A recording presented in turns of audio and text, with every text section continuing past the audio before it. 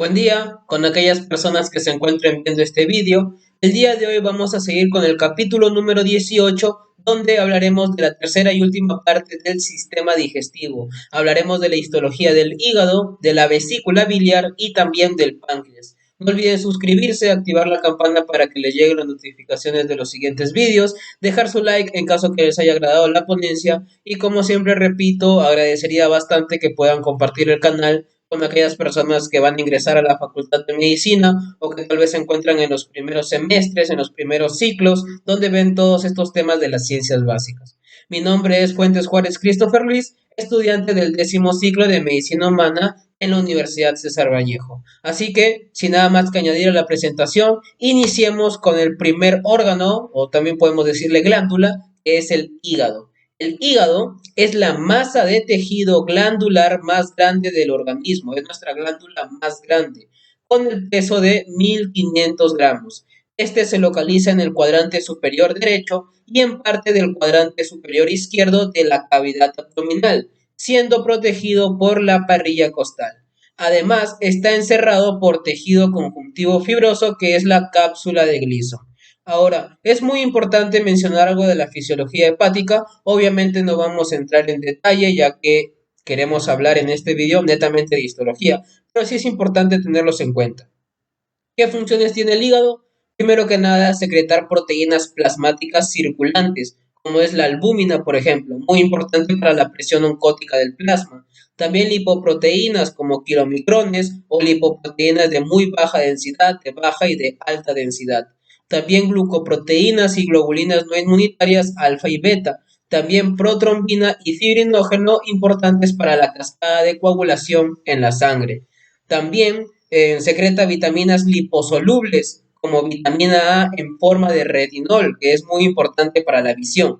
Dato importante, la ceguera nocturna y múltiples alteraciones de la piel están relacionados con la insuficiencia de vitamina A, ¿no? También la vitamina D en forma de colecalciferol, importante en el metabolismo de calcio y fosfato. Alguna insuficiencia de esta vitamina genera raquitismo y alteraciones de la mineralización ósea. También la vitamina E en forma de tocoferol alfa, que es un poderoso antioxidante que rompe cadenas y evita la propagación de radicales libres. Y también la vitamina K, importante para la síntesis hepática de protrombina y de varios otros factores de coagulación. Una insuficiencia de este va a asociarse a una hipoprotrombina y alteraciones hemorrágicas. Otras funciones que tiene el hígado: participa en el almacenamiento, metabolismo y homeostasis del hierro, algo que está muy relacionado con la clínica, por ejemplo, de los tipos de anemia, más que todo la anemia ferropénica, por ejemplo. También desempeña un papel importante en la disponibilidad del cobre. También algo muy conocido en el hígado es que genera la degradación de fármacos, toxinas y xenobióticos. La gran mayoría de fármacos tienen un metabolismo hepático. ¿Bien? También el hígado se encarga de metabolismo de hidratos de carbono, de glucosa, de lípidos, de colesterol, de proteínas y de aminoácidos no esenciales. También su secreción exocrina, que es la producción de bilis. ¿Bien? La bilis es su secreción exocrina, como repito, con productos de desecho y degradados que se devuelven al intestino para su eliminación, específicamente a nivel del duodeno, así como sustancias que se unen a metabolitos en el intestino, a nivel del duodeno, para colaborar con su absorción, que es algo que hablaremos más adelante. Y también modifica la acción de hormonas del hígado, ya sea tiroxina, la hormona del crecimiento, la insulina, el glucagón y la vitamina D3.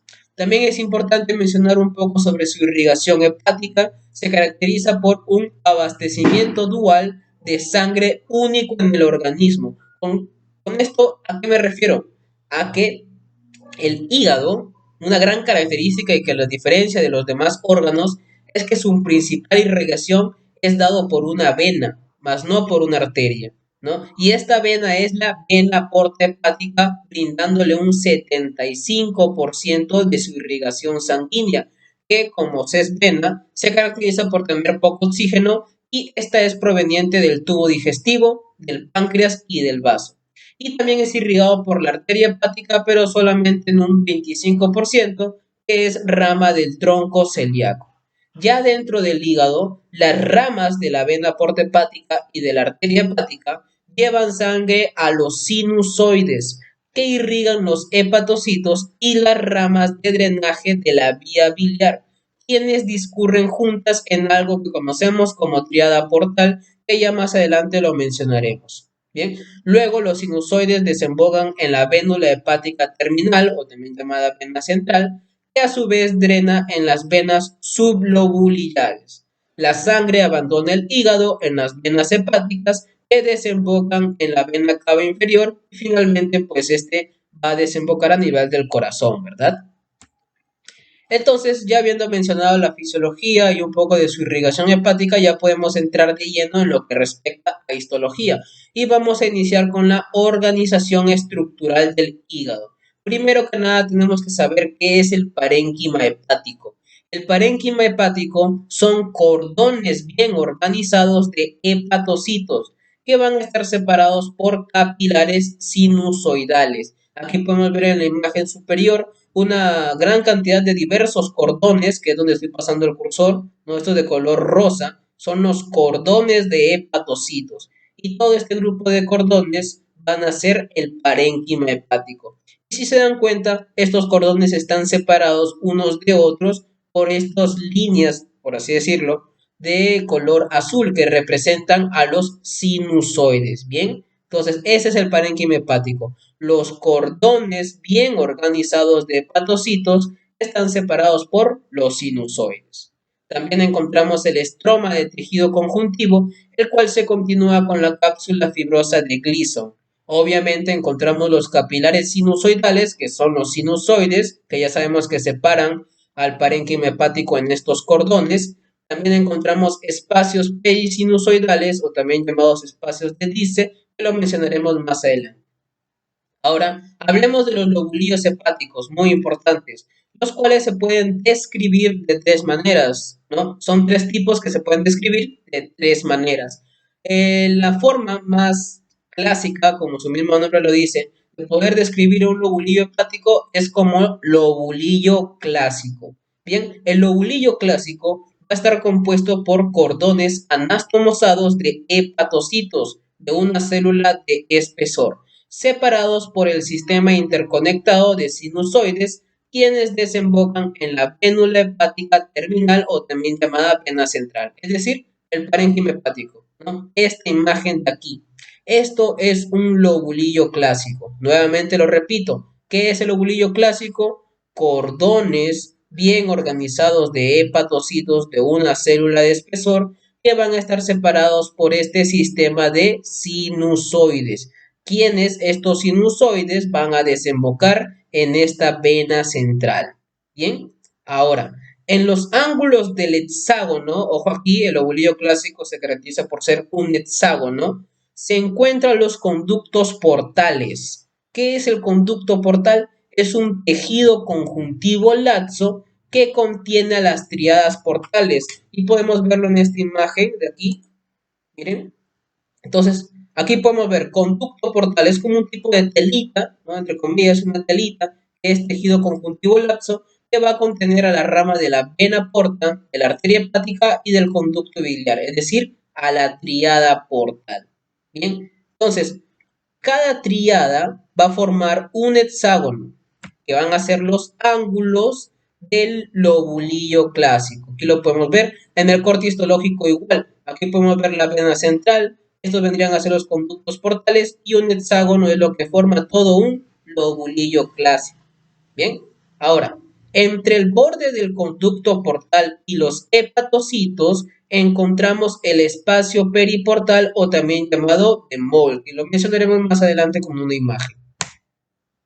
Por otro lado, el lobulillo portal, que es el segundo tipo, está encargado de la función exocrina y se caracteriza por ser un bloque de tejido más o menos triangular. Aquí podemos ver al lobulillo clásico, ya sabemos que está delimitado por estos conductos portales, ¿no?, que contienen a la tríada y forman un hexágono, mientras que el lobulillo portal tiene forma triangular, con líneas trazadas entre tres venas centrales. Aquí podemos ver una vena central aquí vemos otra, tres líneas trazadas entre estas y van a formar el lobulillo portal.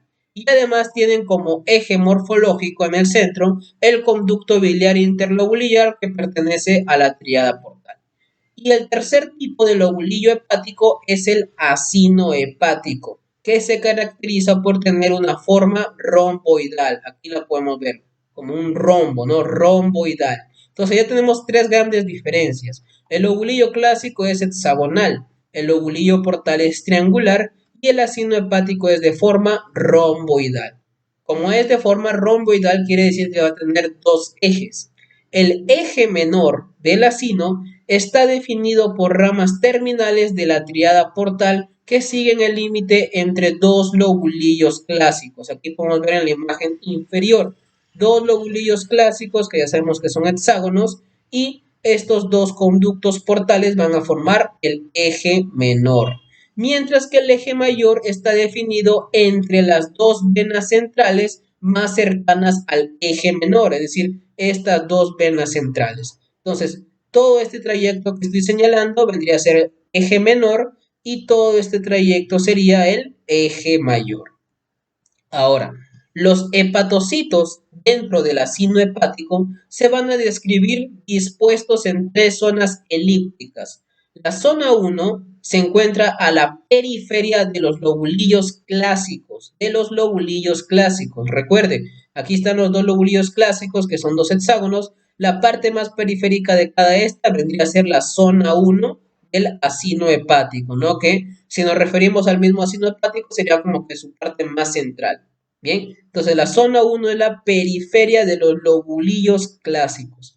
Luego, la zona 3 es la más cercana a la vena hepática terminal o vena central en el centro, obviamente, del lobulillo clásico. Aquí podemos ver la vena central, aquí podemos ver la zona 3, que es la más periférica en el rombo, pero es la más central con respecto al lobulillo clásico, ¿verdad? Y la zona 2 se encuentra obviamente entre la zona 1 y la zona 3. Ahora, un dato muy importante es que las células de la zona 1, bien, las células de la zona 1 son las primeras en recibir oxígeno, nutrientes y toxinas, por lo que son las primeras en mostrar cambios morfológicos en una estasis biliar y las últimas en morir cuando la circulación se ve afectada, además de ser las primeras en regenerarse. Y esto está claro, ya que como la zona 1 se encuentra más cercana a la tríada portal, obviamente van a ser los primeros en recibir oxígeno. Y como son los primeros en recibir oxígeno, son los primeros en regenerarse y los últimos en morir cuando la circulación se ve afectada. Mientras que los hepatocitos de la zona 3, que ya sabemos que es la más cercana a la vena central, son las primeras en presentar necrosis isquémica. Es un signo que se llama necrosis centrolobulillar. Y esto está claro porque a la inversa que la zona 1, la zona 3 serían los hepatocitos que son los últimos en recibir oxígeno. Por lo tanto, vendrían a ser los primeros que se ven afectados cuando la circulación se ve afectada, ¿no? Es obvio.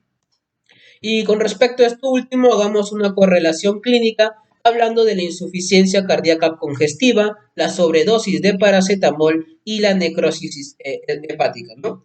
Entonces, una lesión hepática, un daño al hígado, se puede desencadenar por alteraciones hemodinámicas en el sistema circulatorio, como sucede en la insuficiencia cardíaca congestiva. En pocas palabras, ¿qué sucede en esta enfermedad?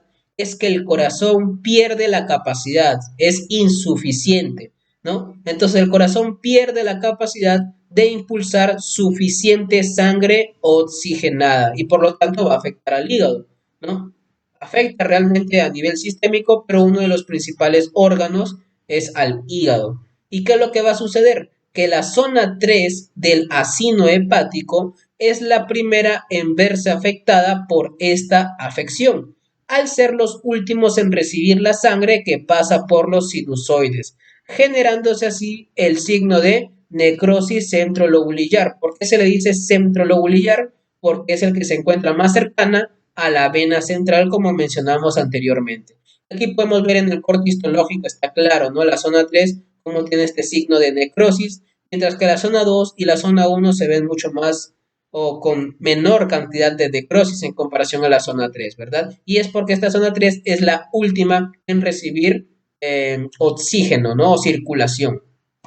Ahora, esta afección también puede ocurrir en una sobredosis de paracetamol, debido a que este analgésico, mundialmente conocido, se transporta al hígado a través de la circulación portal, donde con la ayuda del citocromo P450 se va a convertir en N-acetil P-benzoquinoneimina, que es un tóxico altamente reactivo. ¿Y qué sucede en una sobredosis? Es que este tóxico altamente reactivo llega a ser no conjugado, ¿bien? Está como que libre y por lo tanto se va a unir a proteínas y orgánulos de los hepatocitos, causando una muerte celular rápida y necrosis hepática centrolobular, que ya sabemos que es este signo histológico, que puede conducir a la insuficiencia hepática aguda y la muerte. Entonces, bastante cuidado con este analgésico muy conocido, inclusive motivo de meme, pero hay que tener mucho cuidado en realidad con la dosificación del paracetamol. Bien, ahora continuemos hablando de los vasos sanguíneos del parénquima hepático. Bien, los vasos sanguíneos que ocupan los conductos portales se denominan vasos interlobulares, que vendría a ser tanto la rama de la vena porta como la rama de la arteria hepática, ¿no? Que conforman la tríada portal. Bien, estos van a denominarse vasos interlobulares y se van a continuar con los sinusoides. Aquí los podemos ver. Estos son los sinusoides donde la sangre fluye de forma centrípeta. ¿Qué quiere decir? Que va hacia el centro. Bien, de forma centrípeta hacia la vena central. Ya lo mencionamos, desembocan en la vena central. Donde esta última va a desembocar en la vena sublobular, donde varias de estas convergen para formar las venas hepáticas más grandes que desembocan en la vena cava inferior. Ahora, con respecto a estos sinusoides, se caracterizan por ser un endotelio sinusoidal discontinuo. ¿A qué se refiere con discontinuo? A que tiene grandes fenestraciones y brechas amplias entre las células endoteliales contiguas. Estos sinusoides, ojo aquí, estos sinusoides no son los típicos de todo el cuerpo, sino que los sinusoides hepáticos se caracterizan por ser revestidos por macrófagos sinusoidales estrellados, o también llamadas células de Kupfer. Aquí podemos ver al sinusoide y aquí podemos ver que lo reviste una célula de Kupfer. Inclusive aquí en el corte histológico también vemos, aquí donde estoy pasando el cursor, sería el recorrido del sinusoide y acá podemos ver una célula de Kupfer y aquí otra vez, aquí está el recorrido del sinusoide y acá podemos ver que está siendo revestido por una célula de Kupfer. Ahora, las células de Kupfer o macrófagos sinusoidales estrellados van a derivar de los monocitos, y esto es obvio ya que es un macrófago, por lo que son parte del sistema fagocítico mononuclear. Además, participan en la degradación final de algunos eritrocitos dañados o envejecidos que llegan al hígado desde el vaso. Aquí hay un dato muy importante y es que este proceso de degradación final de eritrocitos dañados o envejecidos se incrementa mucho después de una esplenectomía, que quiere decir que extirpan quirúrgicamente el órgano del vaso, que tal vez todos lo conozcamos como el cementerio de los eritrocitos, donde sucede este proceso que menciono. Sin embargo, cuando ya no se encuentra el vaso, ya el hígado se vuelve el principal órgano para eliminar estos eritrocitos dañados o envejecidos, ¿no? Encargados por estas células de Kupfer.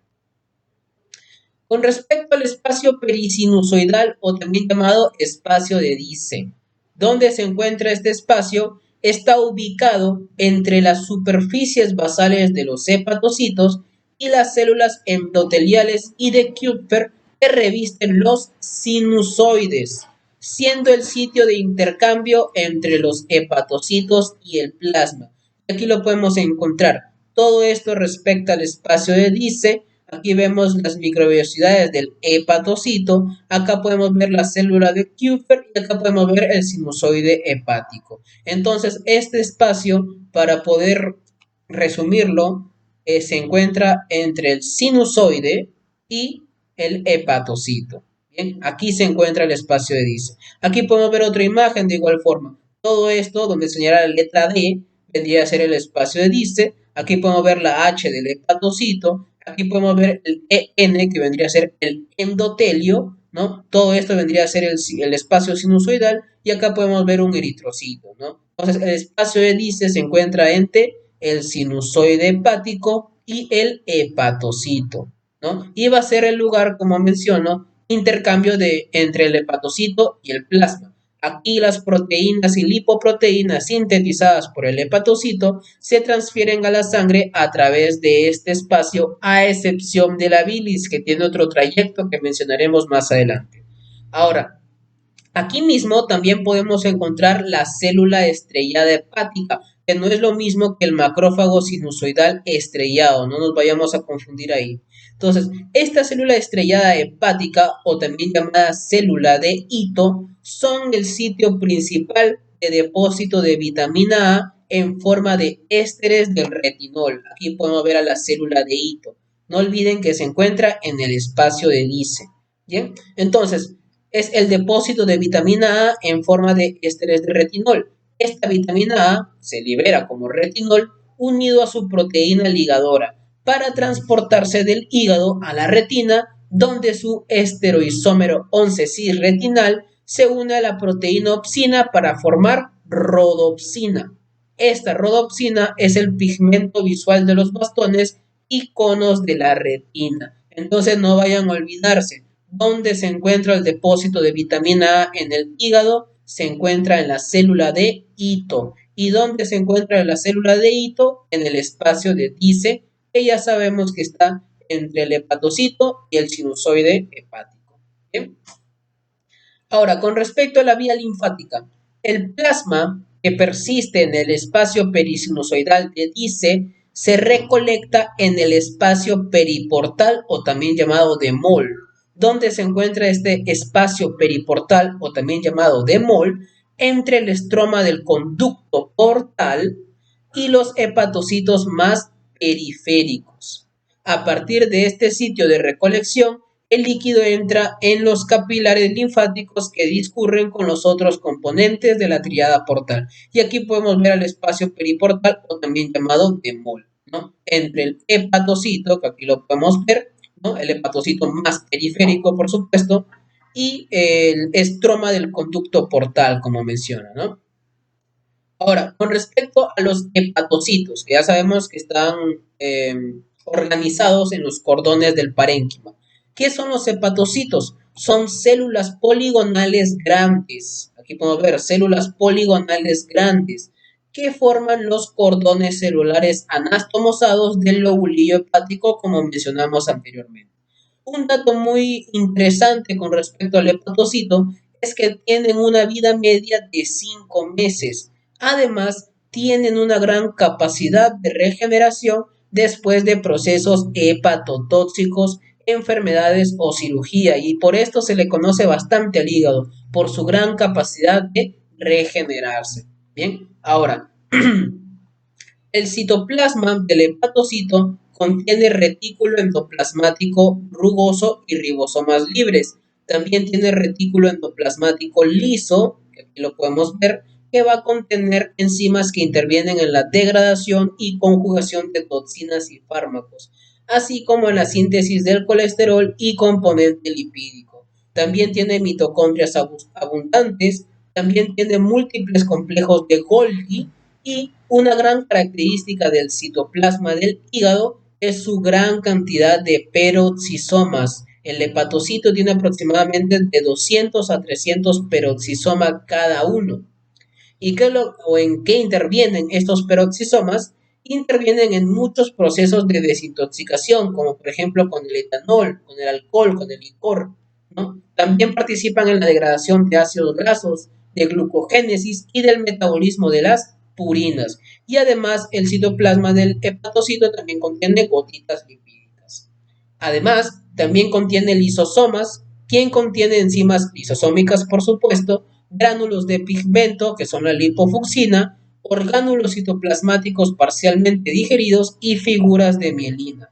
Además, también son un sitio normal del almacenamiento de hierro los lisosomas, del hepatocito, por supuesto. Ahora hablemos del árbol biliar, ¿no? Ya relacionado a la bilis. El árbol biliar es un sistema tridimensional por el que fluye la bilis desde los hepatocitos hacia la vesícula biliar y de la vesícula biliar hacia el intestino, no específicamente a nivel del duodeno. Entonces, primero que nada, antes de mencionar todo este recorrido, tenemos que tener en cuenta que todo el árbol biliar va a estar revestido internamente por unas células epiteliales que son los colangiocitos. ¿Bien? Cada colangiocito contiene un cilio primario, que ya sabemos lo que es, que hemos hablado en el capítulo de tejido epitelial, ¿no? Que detecta los cambios en el flujo biliar que producen alteraciones en su secreción. Y aquí podemos ver todos estos cilios primarios que se encuentran en cada colangiocito, ¿no? Cilios primarios. Entonces, el recorrido es el siguiente. Las ramas más pequeñas del árbol biliar son los canalículos biliares, que tienen como una forma de anillo idealmente hexaédrico, hacia los cuales los hepatocitos secretan la bilis. Aquí podemos ver el canalículo biliar rodeado por hepatocitos que van a secretar su bilis. Bien, entonces, hacia los cuales los hepatocitos secretan la bilis, ¿verdad? Cerca del conducto portal, es decir, cerca de la triada portal, pero aún dentro del lobulillo hepático, estos canalículos biliares se transforman en conductos de Hering. Bien, estos conductos de Hering están revestidos por hepatocitos y en parte por colangiocitos cúbicos. Bien, inicia como colangiocito cúbico, que tienen actividad contráctil que contribuye al flujo biliar unidireccional hacia el conducto portal. Además, este conducto es el nicho de citoblastos hepáticos, o también llamada células madre. Bien, entonces estos conductos de Hering, no vayan a olvidarse de este gran dato, que aquí encontramos citoblastos hepáticos, aquí encontramos células madre. Entonces, la bilis va a continuar su flujo de los conductos de Hering para dirigirse al conductillo biliar intrahepático. Aquí podemos ver el conducto de Hering, cruza el espacio periportal de Moll para poder llegar a este conductillo biliar intrahepático. Ahora, una gran diferencia entre estos dos conductos es que el conductillo biliar intrahepático va a estar revestido completamente de colangiocitos cúbicos, mientras que el conducto de Hering puede estar también revestido por completo de colangiocitos, pero en la gran mayoría de casos lo reviste de manera parcial. Luego, los conductillos biliares intrahepáticos conducen la bilis hacia los conductos biliares interlobulares, que ya son los que se encuentran en cada triada portal, quienes a medida que se acercan al hilo hepático, sus colangiocitos de revestimiento se tornan cilíndricos, y esto es bastante importante. Desde el inicio del árbol biliar, los colangiocitos se caracterizan por ser cúbicos, pero a medida que ya va avanzando la bilis, los colangiocitos van tornándose cada vez más cilíndricos. Bien, además también se agrandan en diámetro y se rodean de una cubierta de tejido conjuntivo denso con abundantes fibras elásticas y células musculares lisas. Luego, estos conductos biliares interlobulares se unen para formar los conductos hepático derecho e izquierdo, que aquí los podemos ver, quienes a su vez se unen para formar el conducto hepático común. Bien, este conducto hepático común va a estar revestido ya por células epiteliales cilíndricas, es decir, colangiocitos cilíndricos, que van a ser obviamente alargados y con todas las capas del tubo digestivo. Este es un dato muy importante. Ya a nivel del conducto hepático común, ya encontramos todas las capas del tubo digestivo a excepción de la muscular de la mucosa, ¿no? ¿Recuerdan el capítulo pasado? Las capas del tubo digestivo son mucosa, que se subdividen en el epitelio de revestimiento, en la lámina propia y en la muscular de la mucosa. Luego le sigue la submucosa, luego la muscular externa y luego la serosa o adventicia, dependiendo, ¿no? Sin embargo, a nivel del conducto hepático común, la mucosa, que se subdivide en el epitelio, lámina propia y muscular de la mucosa, esta tercera no se encuentra en este conducto hepático. Aquí no encontramos muscular de la mucosa. ¿Bien? Ahora, el conducto cístico, aquí lo estoy señalando, ¿no? Este debería ser el conducto cístico, va a conectar el conducto hepático común con la vesícula biliar. Aquí podemos ver a la vesícula biliar, por lo que conduce la bilis dentro y fuera de este último, ¿no? De esta vesícula. Además, el conducto cístico se va a caracterizar por tener numerosos pliegues de mucosa que forman la válvula en espiral o también llamada de Heister. Aquí podemos ver la válvula espiral o también llamada de Heister. Son numerosos pliegues de mucosa en el conducto cístico. Y como vuelvo a repetir, no olviden que el conducto cístico conecta al conducto hepático común con la vesícula biliar. Bien, ahora, distal a la unión con el conducto cístico, encontramos el conducto colédoco, también llamado conducto biliar común, que es donde estoy pasando el cursor. Este es el conducto colédoco. Este se extiende 7 centímetros hacia la pared del duodeno. Aquí podemos ver al duodeno, aquí podemos ver a la pared del duodeno, y hasta aquí se extiende el conducto colédoco, para terminar en la ampolla hepatopancreática o también llamada ampolla de Vater.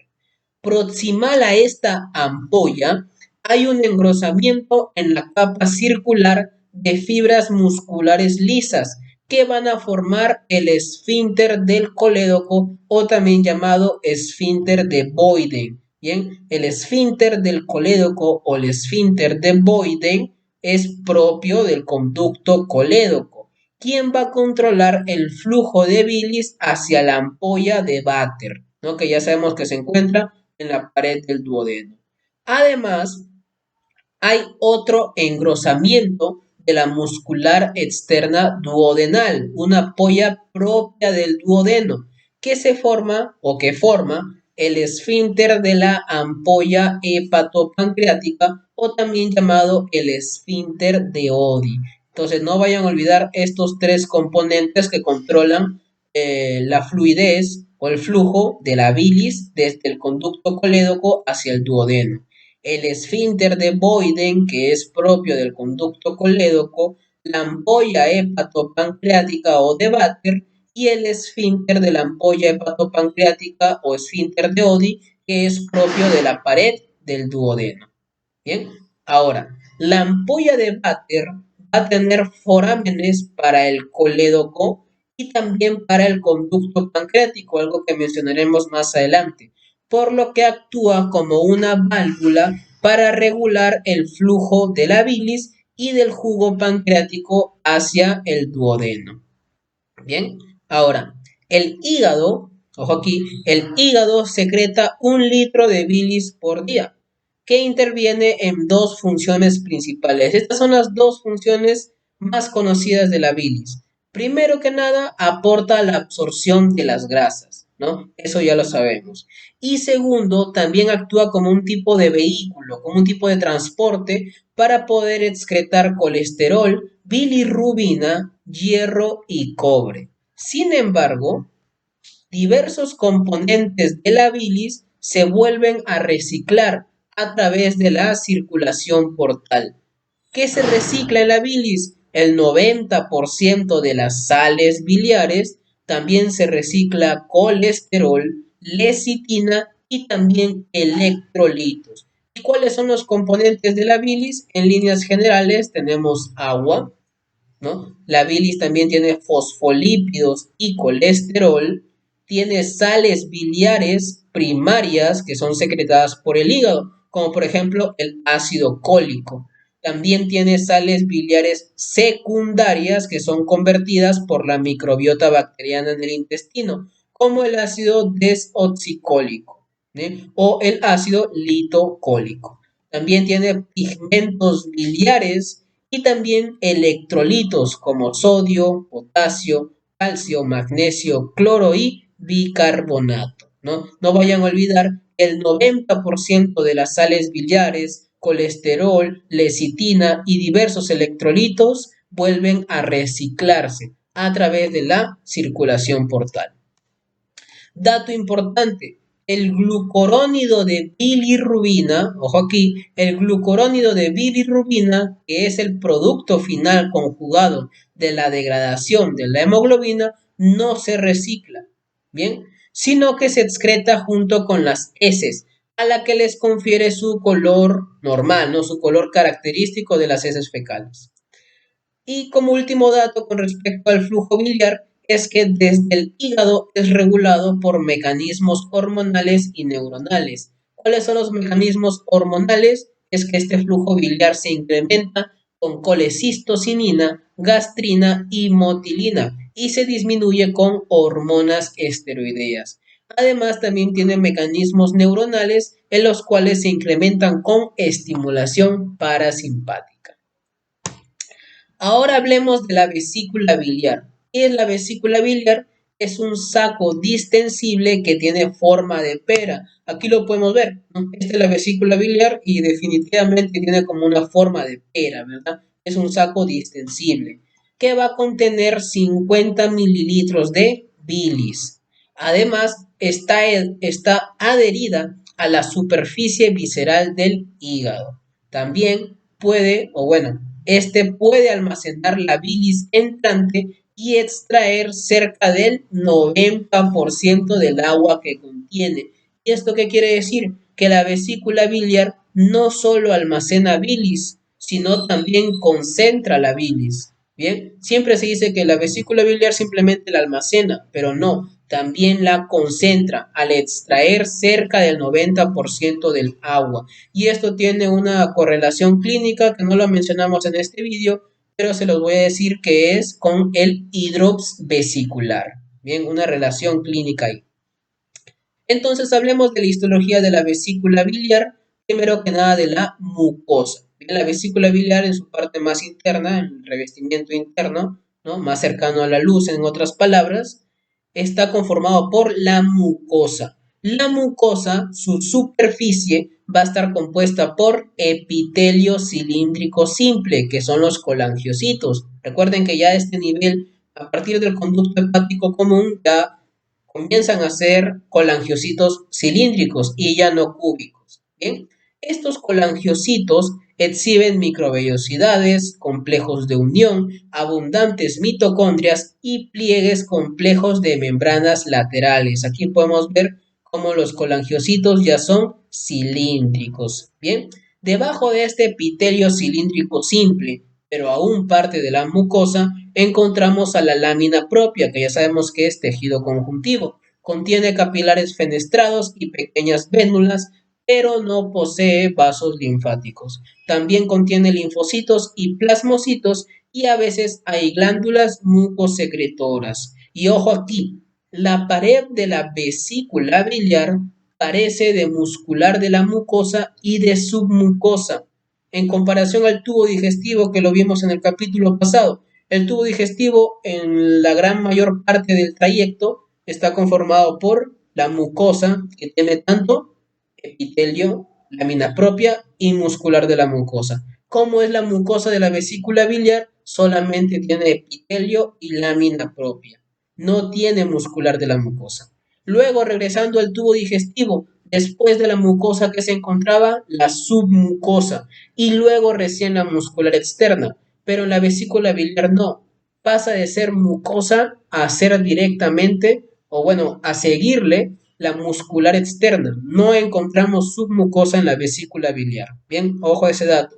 Inclusive aquí lo podemos ver. Aquí se encuentra la mucosa y ya inmediatamente debajo está la muscular externa. ¿Cómo es la muscular externa de la vesícula? son haces de células musculares lisas que están orientadas aleatoriamente, a diferencia de la organización en las capas del intestino. Ya sabemos que en la gran mayoría de la trayectoria del tubo era una capa circular interna y una capa longitudinal externa. Pero en la vesícula biliar no existe esta organización, están orientadas aleatoriamente. Bien.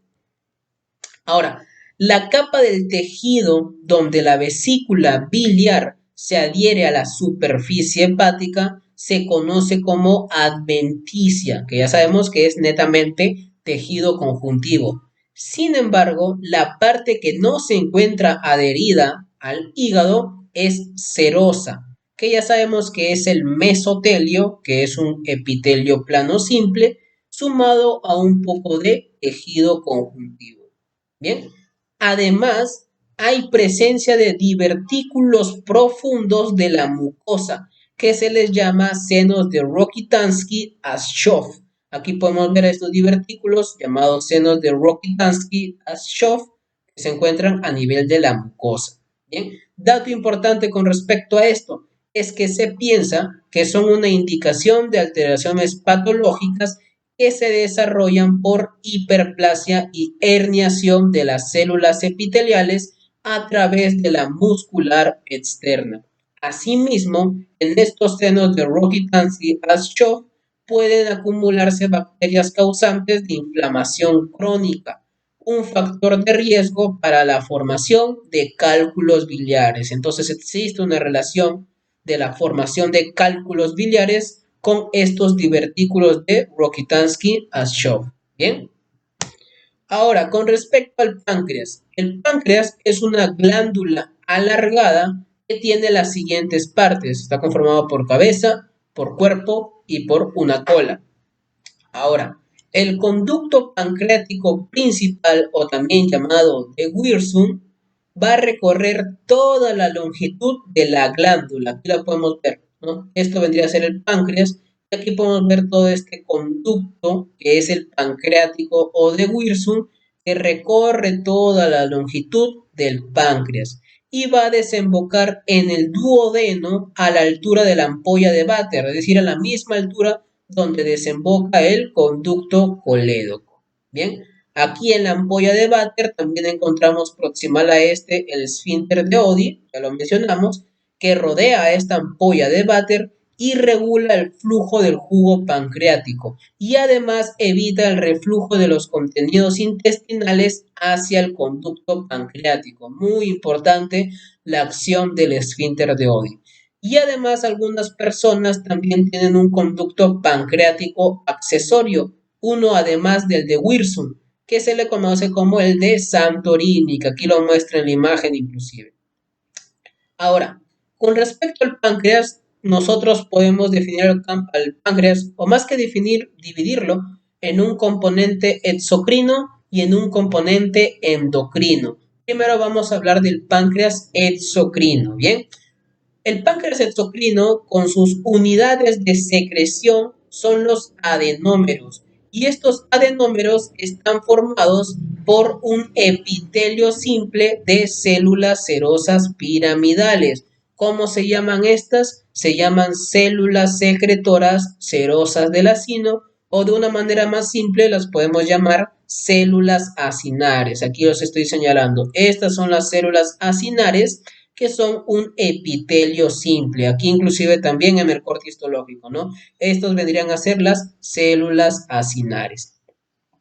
Estas células acinares van a producir precursores enzimáticos digestivos, que es la secreción exocrina del páncreas, y van a estar agrupados en acinos pancreáticos, ¿no? El conjunto o la unidad estructural en realidad del páncreas exocrino son los acinos pancreáticos, que van a estar conformados principalmente por estas células acinares.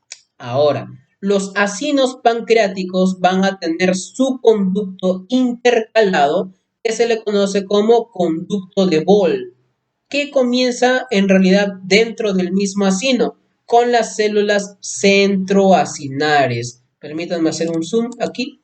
Aquí podemos ver, ¿no? Acá están las células acinares, todo esto vendría a ser el acino pancreático, y en el centro podemos ver estas células centroacinares, que van a iniciar todo este conducto que es el de Bol, que es el conducto intercalado. Aquí también lo podemos ver en el corte histológico, aquí podemos ver a las células acinares, en el centro encontramos a las células centroacinares, que van a comenzar a formar el conducto de Bol. Bien, ahora, las células acinares se van a caracterizar por tener gránulos acidófilos de zimógeno, mientras que las células centroacinares no tienen estos gránulos, por lo que estos últimos se tiñen pálidamente en un corte con eosina. Y aquí en el corte histológico se ve muy claro, ¿no? Las células acinares con toda esta gran cantidad que podemos ver de gránulos de zimógeno, mientras que en el centro las células centroacinares no tienen estos gránulos y por lo tanto se ve muy clara la diferencia de la intensidad con la que se tiñen, ¿no? Las células centroacinares son pálidas en comparación a las acinares que están bastante o intensamente teñidas en la eosina. Bien, es una manera de poder diferenciar. Bien. Ahora, habíamos mencionado que la secreción del páncreas exocrino son enzimas pancreáticas, ¿verdad? Estas enzimas pancreáticas pueden digerir la mayoría de las sustancias alimenticias, pero estas solamente se encuentran activas solo cuando alcanzan la luz del intestino delgado. Bien, mencionamos que el páncreas exocrino lo que hacen es brindar precursores enzimáticos digestivos. Estos finalmente llegan hacia el duodeno y ahí es donde se activan en enzimas pancreáticas. Enzimas como cuáles, como por ejemplo endopeptidasas, ya sea el tripsinógeno o el quimiotripsinógeno. Y también exopeptidasas proteolíticas, como la procarboxipeptidasa o la proaminopeptidasa, que se encargan estos de digerir proteínas. Otras enzimas también son las amilolíticas, como la amilasa alfa, para digerir hidratos de carbono. También lipasas, para poder digerir lípidos. Y también enzimas nucleolíticas, como la desoxirribonucleasa y la ribonucleasa, que es para digerir ácidos nucleicos.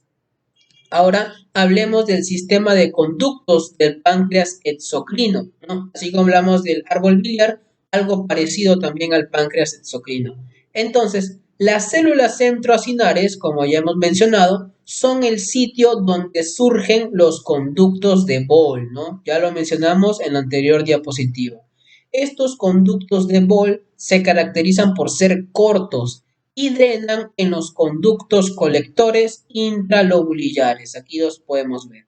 Estos conductos colectores intralobulillares van a desembocar en los grandes conductos interlobulillares. No vayan a confundirse la palabra intralobulillares con la palabra interlobulillares, que van a estar revestidos de epitelio cilíndrico, quienes a su vez estos últimos desembocan directamente en el conducto de Wirsung, que ya sabemos que es el que recorre toda la longitud del páncreas. Y ya sabemos que este conducto de Wirsung ya es el que finalmente desemboca a nivel de la ampolla de Vater, ¿verdad? Y como ya mencionamos, en la cabeza del páncreas puede llegar a surgir en algunas personas un segundo conducto que es el accesorio o también llamado de Santorini. Bien. Ahora, el páncreas exocrino va a secretar cerca de 1 litro de líquido por día. Así como el hígado secreta 1 litro de bilis, el páncreas también secreta 1 litro de jugo pancreático por día, donde todo se entrega al duodeno, no como en el hígado que la bilis puede llegar a almacenarse en la vesícula biliar. Aquí no, en el páncreas se entrega todo el litro de líquido por día que produce hacia el duodeno.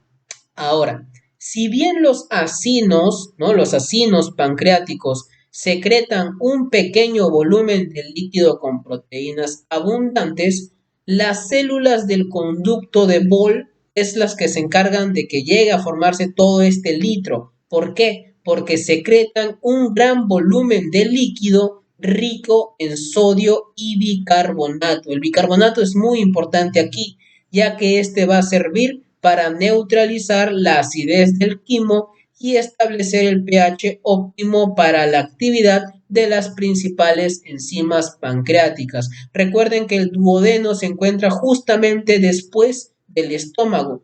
En el estómago encontramos el ácido clorhídrico. Por lo tanto, para compensar este pH ácido que proviene del estómago, el páncreas tiene este mecanismo de secretar bicarbonato.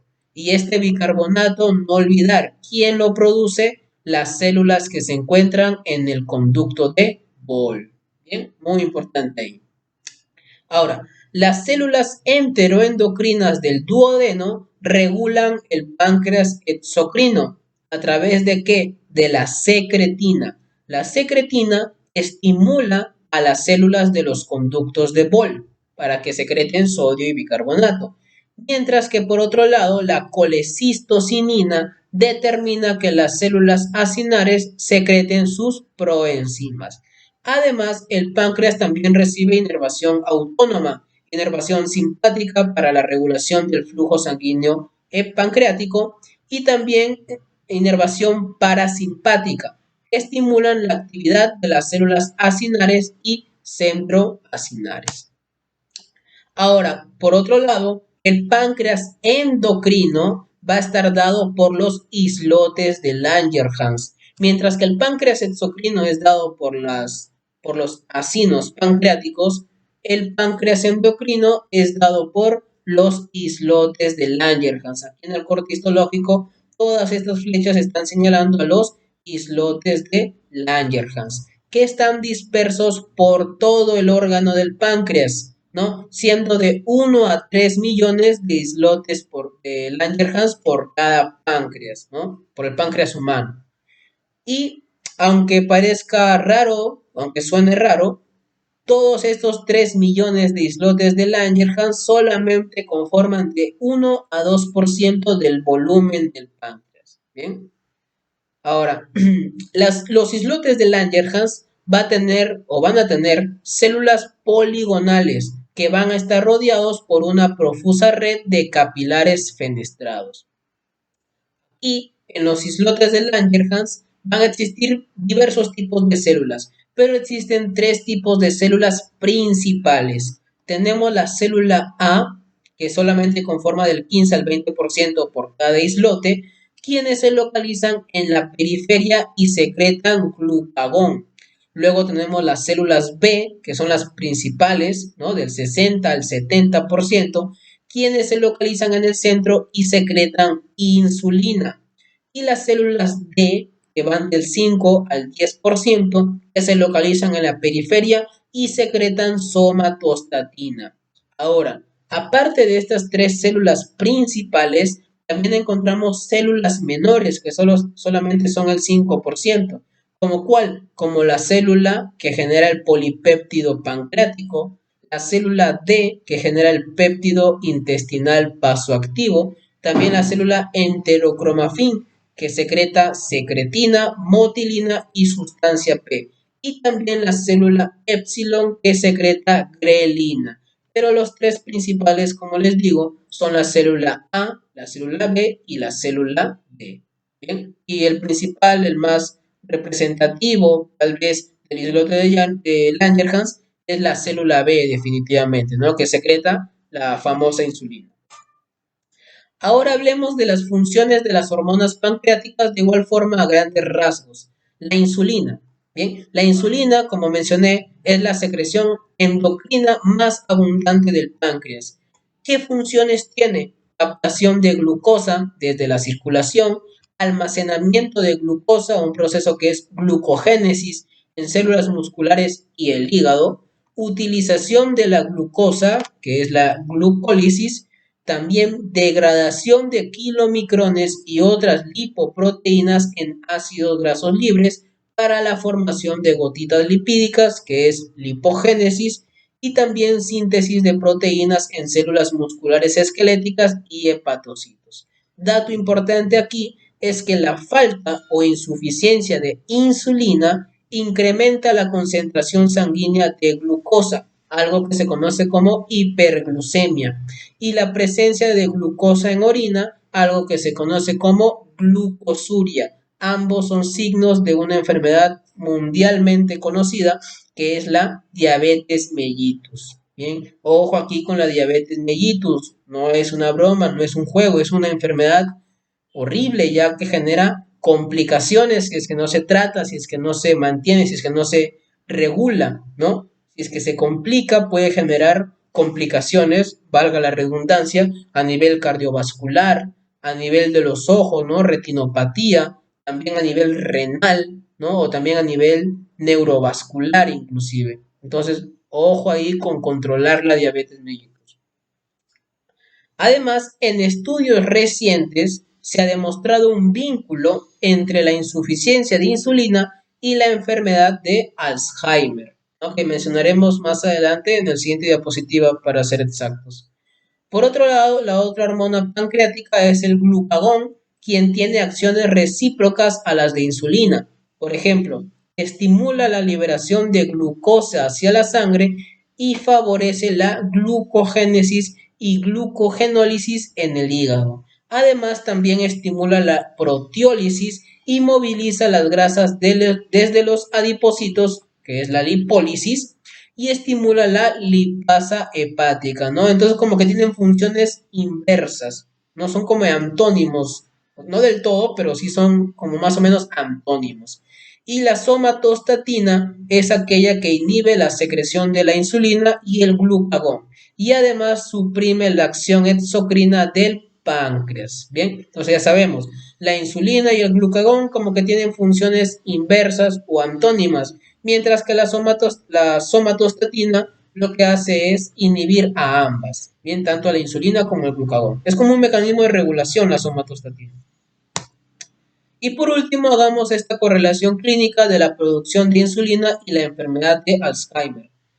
Se ha identificado la expresión de insulina y de factores de crecimiento insulínicos tipo 1 y 2 en las neuronas de varias regiones del encéfalo, ¿no? Inclusive se ha demostrado que la resistencia a la insulina está vinculada con la degeneración neuronal, que es un síntoma inicial de la enfermedad de Alzheimer, también disfunción cognitiva y también vinculado a la demencia. Inclusive, un estudio post-mortem demostró concentraciones de insulina y de factores de crecimiento insulínicos muy reducidos en el hipocampo.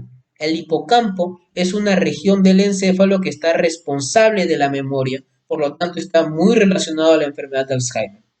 También se encontraron reducidos en los lóbulos frontales y también en el hipotálamo, por lo que en un futuro, con investigaciones adicionales, podrían conducir al desarrollo nuevo o desarrollo de nuevas terapias para la enfermedad de Alzheimer, cuyo objetivo sean la insulina y los factores de crecimiento insulínicos, tanto el tipo 1 como el tipo 2, ¿no? Entonces, muy interesante esta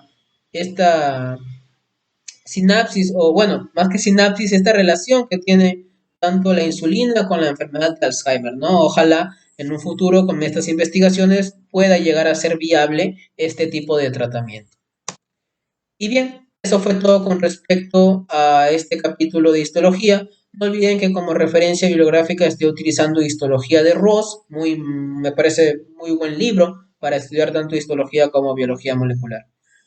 No olviden suscribirse, activar la campana para que les lleguen las notificaciones de los siguientes vídeos, dejar su like en caso que les haya agradado la ponencia y, como vuelvo a repetir tanto al principio como al final de cada vídeo, agradecería bastante que compartan el canal con aquellas personas que van a ingresar a la Facultad de Medicina o que tal vez se encuentran en los primeros ciclos donde ven todos estos temas de las ciencias básicas. Nos vemos en el siguiente vídeo donde voy a hablar, si es que no me equivoco, continúa histología del sistema respiratorio, ¿no? Un capítulo me parece muy interesante. Y bueno, nada más que añadir a la despedida, espero que les haya agradado, nuevamente les repito, y nos vemos en el siguiente vídeo.